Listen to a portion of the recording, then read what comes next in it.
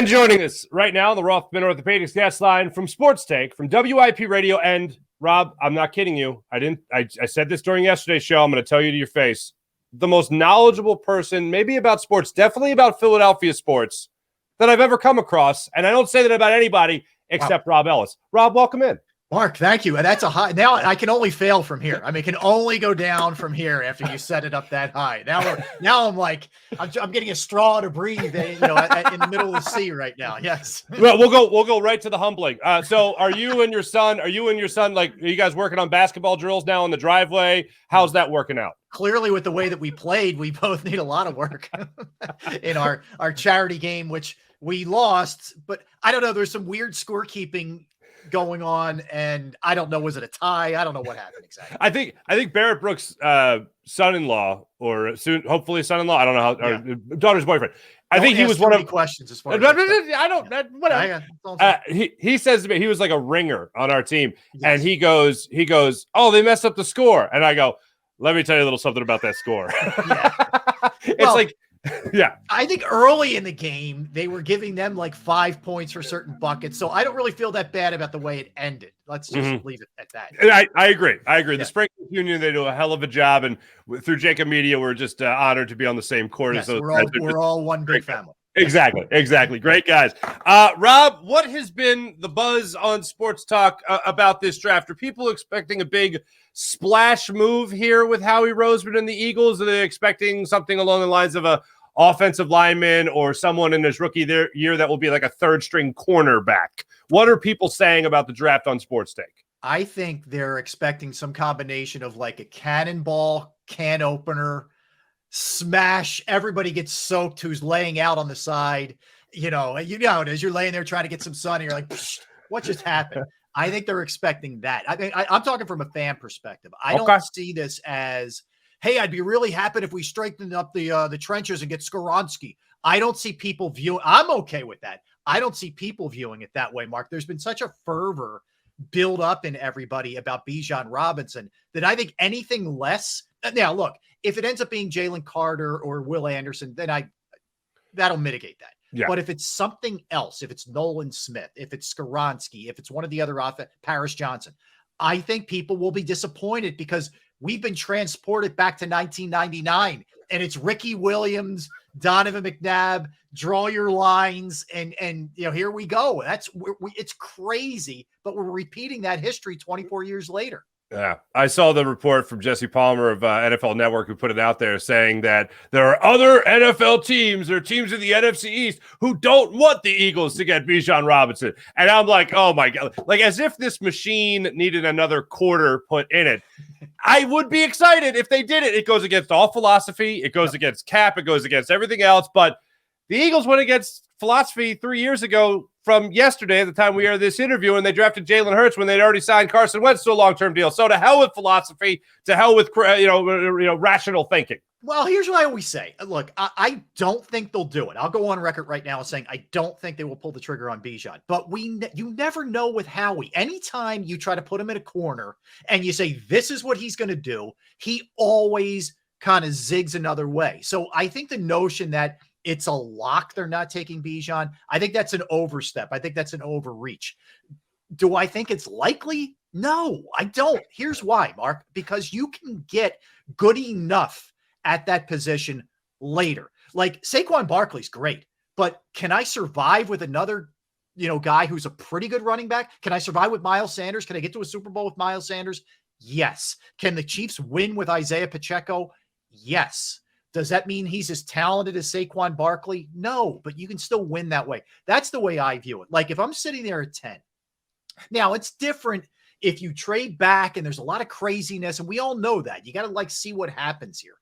You're moving back, maybe you could justify it a little bit. I think you can maybe make that case for Skoronski too if he's a guard. If you consider him a guard, maybe you want to move back if you're going to do that. But if you move back, that's one thing. If you're sitting there at 10, for me at least, here's what I'm trying to do, Mark. I'm trying to move up. Take 30. Let's go 30 and 10. Let's get up. If you vetted Jalen Carter properly, you believe in him, there's not going to be off the field nonsense. If you do, forget it. That's out. Get up. Get him. Now, I think Will Anderson's a real pipe dream. I've been throwing Will Anderson out there, but you're going to have to get to like 3. That's not happening. But I am all in on trying to get Jalen Carter if I can possibly get him. And what I'll do later, I'll try to get a Gibbs. I'll try to get a Charbonnet or somebody like that who's still going to come in and be really, really good. I'm not pulling the trigger on Bijan, but like you said, am I mad at that? First of all, as a talk show host, I'm thanking the content gods, right?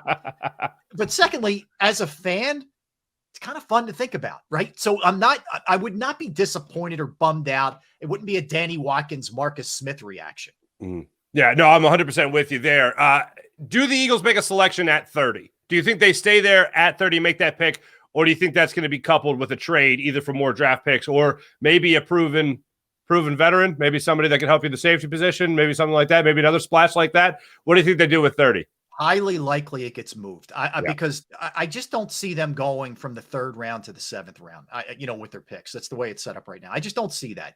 I think Howie will trade down. I think it's probably better value financially for them to pay a little bit less if you're going to be paying all this money to Jalen Hurts with a 2nd rounder rather than a 1st rounder. The one name, though, I would really hope if he's still there and they're at 30 and they haven't made the move yet. Let's say you're at like 27 and the guy's still sitting there.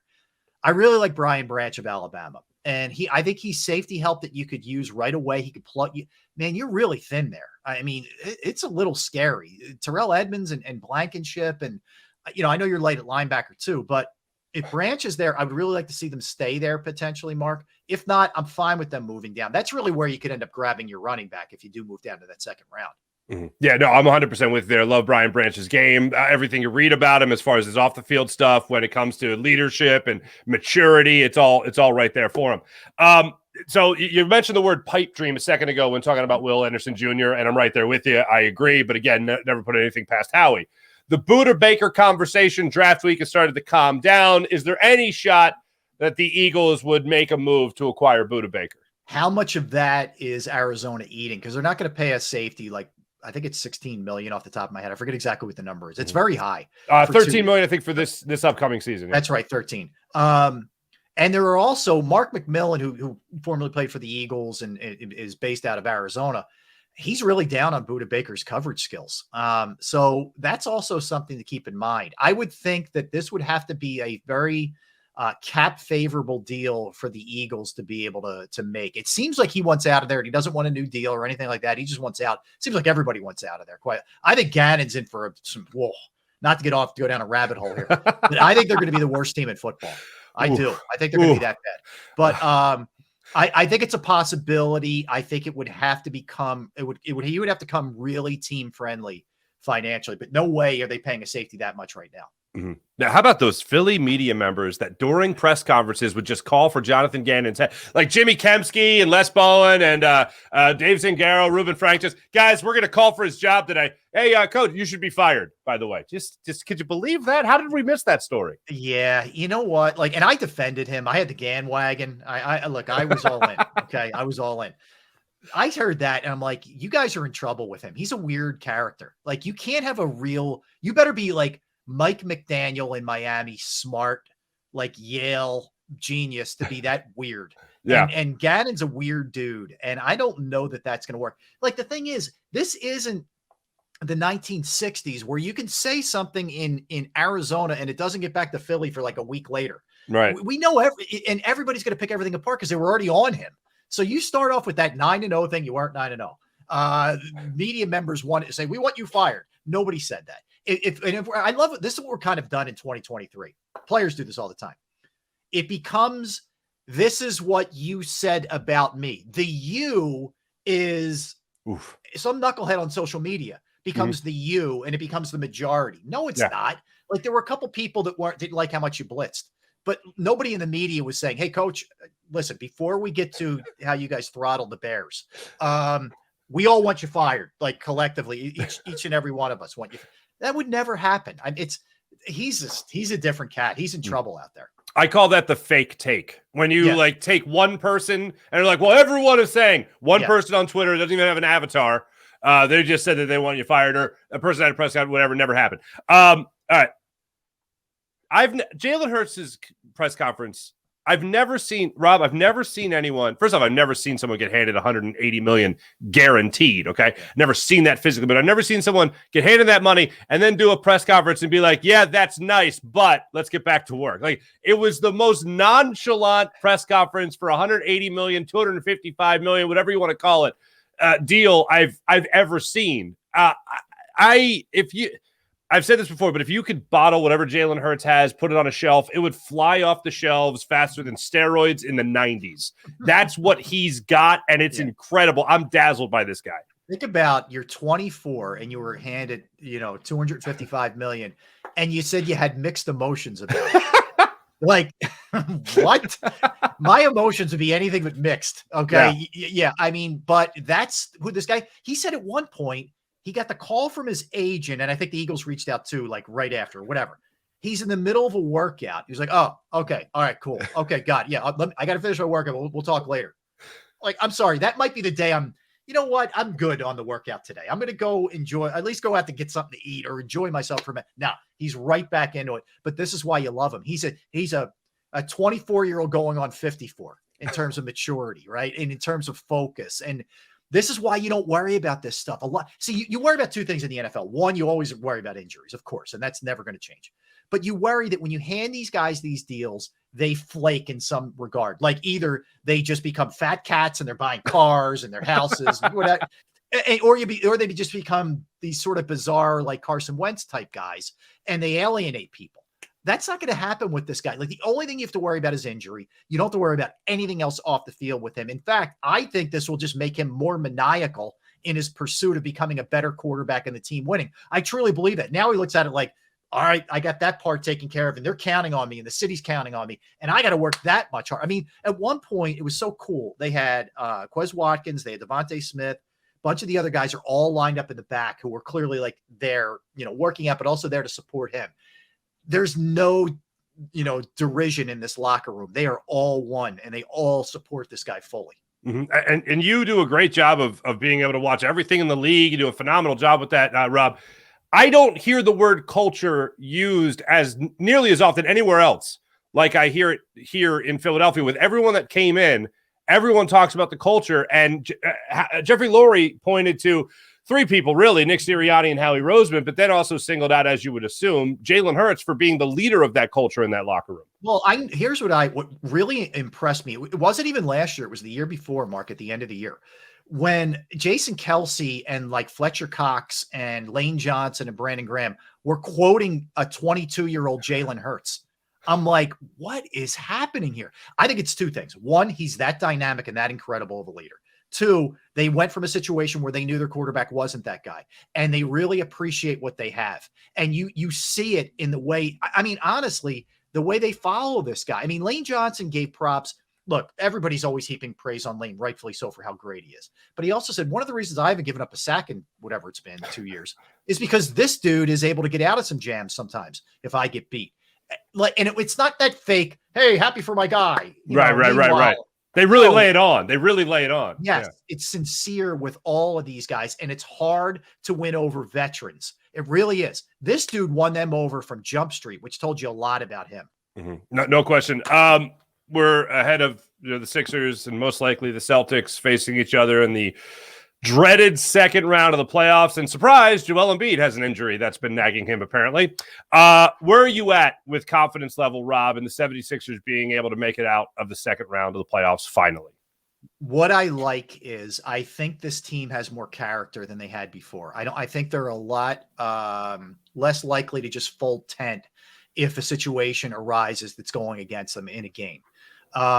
You have bench players like DeAnthony Melton, like Jalen McDaniels, these kind of guys who can legitimately help you. You have a toughness now that you didn't have with PJ Tucker.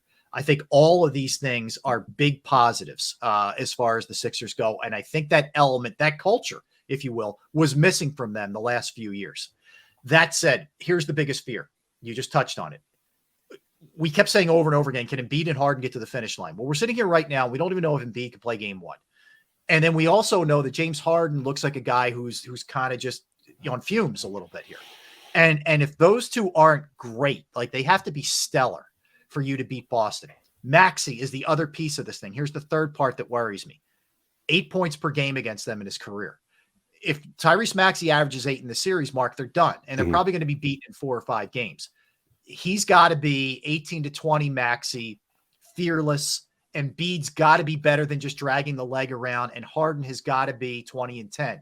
If that's not the case, they have no prayer. If all those things work out, those 3 things with the other pieces, all the positive stuff that's good, I think they can, in fact, hang with them and win this series. It's going to be really hard because this team's their kryptonite. I think if they got Milwaukee or the Heat or anybody in the West, Mark, I think they could advance. I think this is the worst draw that they could get, this Boston team. Yeah, I absolutely agree. I think that the Nets in the first round were the best, and then the worst is just waiting there for them in the Boston Celtics.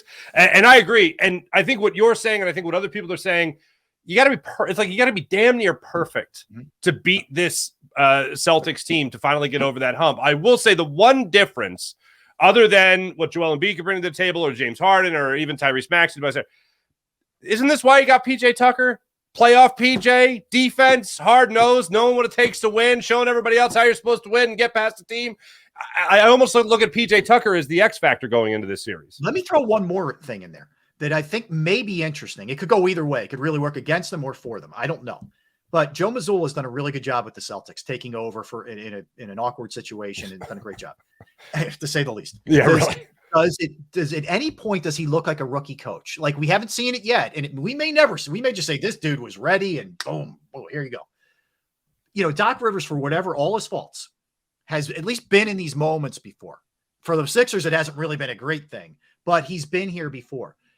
Is this the series where we say, this is why you got Doc Rivers? It's the only little caveat I'll throw out there. I know Sixers fans hear that, they're like, give me a break. But maybe, and I know it's a bit of a reach, but maybe that factor comes into play a little bit. Yeah, hey, look, I have been there with everybody else when it comes to criticism of Doc Rivers, but this year, I think Doc's done. He's done a nice job. With the one exception that I'll say is that the Maxey coming off the bench thing was like just mind-numbing. But everything else, I mean, it's hard. You got probably the MVP of the league, the leader in assists, another 50-plus win season, a 3 seed. It's hard to look at Doc and be like, well, he sucks. Well, this team did well. Team did well. Well, and I think one other thing to give him credit for, Mark, is begrudgingly, at least, he finally realized that Paul Reed's the backup center.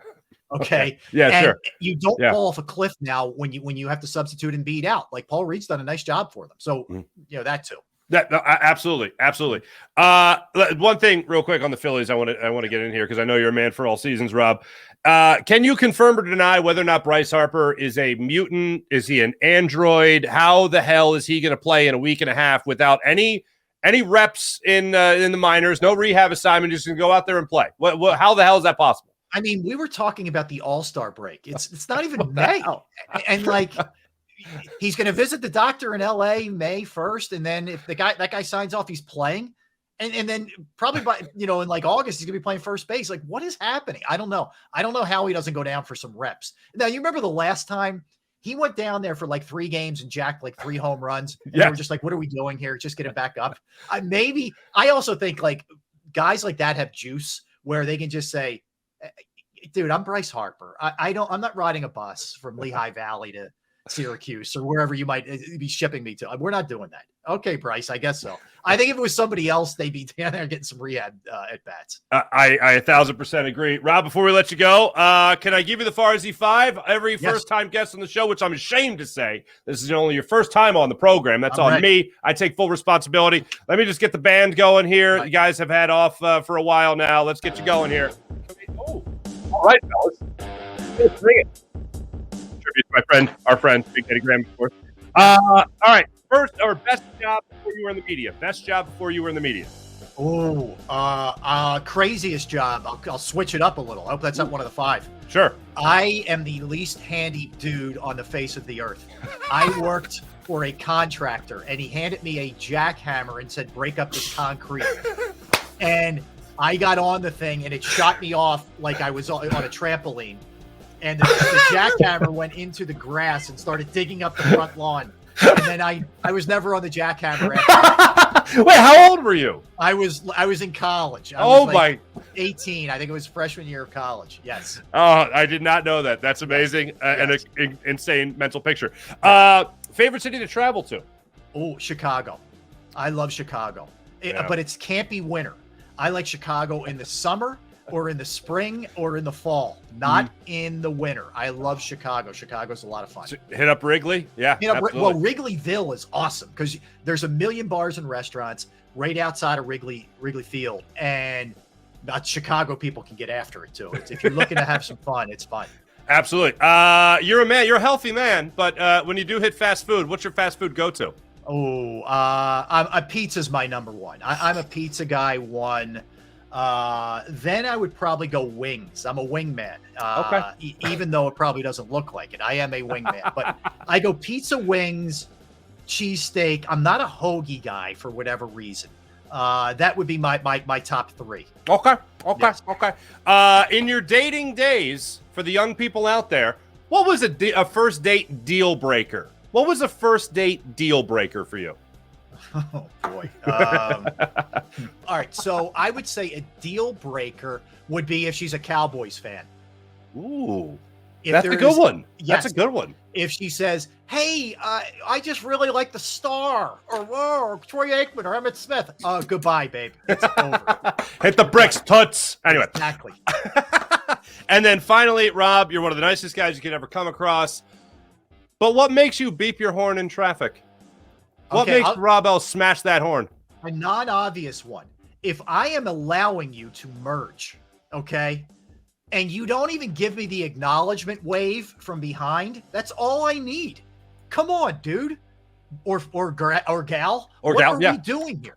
I mean, it's not that hard to just keep going, but you don't get it ever anymore. Ever. It's not even an acknowledgement. They take it for granted. Our manners are gone, man. That's not a beep, but that's a this. Really? I agree. One of those. Yeah, I agree. It's not a beep, but that's a bad move. Give me this at least.